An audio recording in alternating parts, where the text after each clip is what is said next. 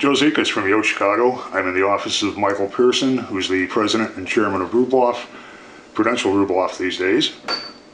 Michael, one of the questions that's always fascinated me, and that I've gotten some good answers, but never a really terrifically useful answer, so I'll challenge you on this.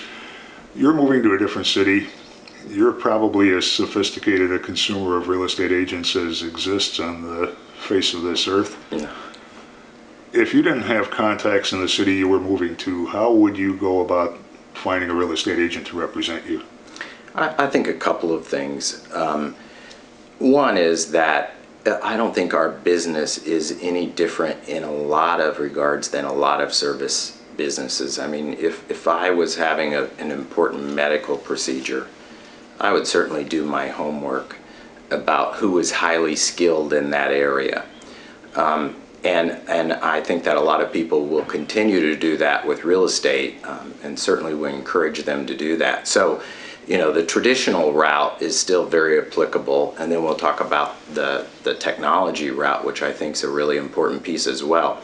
You know, what you can't judge from technology is whether the people that you choose to work with in the buy and sell process are people that you can trust and that have integrity and people that you like in the process. I think that's the same route that you find your medical practitioners, that you make sure that you're working with the best people in the marketplace and that you verify that they give an outstanding service experience, and that's picking up the phone and calling those people. In the technology world, if I were moving to another area, the truth is it's pretty easy to find out what companies and what agents have done a successful job with transactions in the marketplace. So you would look at number of transactions as an important indicator? I would certainly, personally, and since, you know, I would want to work with a company that has market presence. I think that, you know, a reasonable amount of market share creates opportunities for buyers and sellers in the marketplace. I also would want to see, you know, through the technology platform that people have had a number of successful transactions. They certainly don't have to be the top producers in the marketplace, although, as we all know, a number of the top producers in the marketplace give outstanding service. But you would definitely want to have somebody who has experience. In today's market, you know, with the challenges with lending and the challenges with marketing and the challenges with technology, I think you want to have somebody who has a proven track record of success. But it's very easy to go online and you can look at the bios of the great agents in the marketplaces, the companies, see the kind of properties they've represented.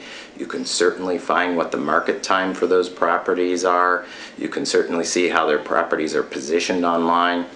At our company at Rubloff.com, as well as just the Prudential Rubloff platform, you know, we post our listings to a lot of websites. We spend a lot of capital on positioning those online and enhancing those listings so that they roll to the top of the consumer search. It's not enough anymore to just be found in the search. They have to be appropriately positioned within the search. I would want to work with a company and an agent that has photography on the listings, because, you know, we're not the gatekeeper of the information anymore, and I think the typical consumer doesn't need to work with companies where you don't have the ability to see whether you like a property before you go. I mean, if you can look at a number of photos online that are high quality photography, I think you can know whether you want to go see that property or not. As far as condition goes, you need a great agent to talk to you about location and schools and amenities and what you can want to. Identifying that buyer's agent, though, is the hard part. How do I drill in, and if I have a specific neighborhood in mind, how do I drill in and find the right buyer's agent to work with?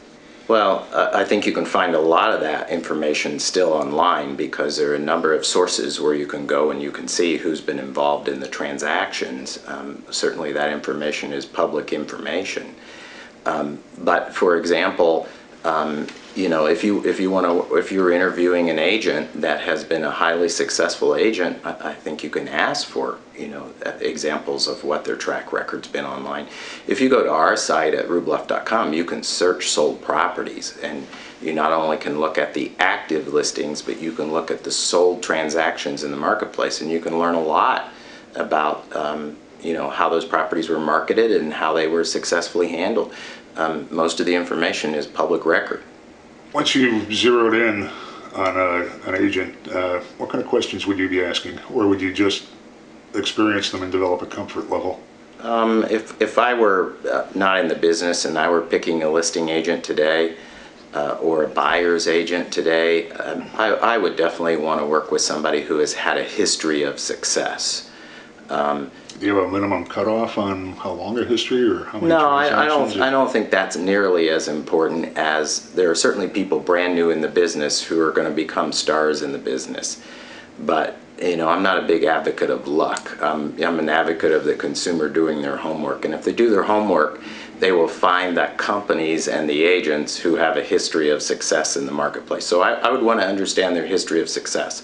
I would want to talk to the last 2 or 3 successful transactions or unsuccessful transactions that they've had, and talk to the consumer and see what kind of a service experience that they had.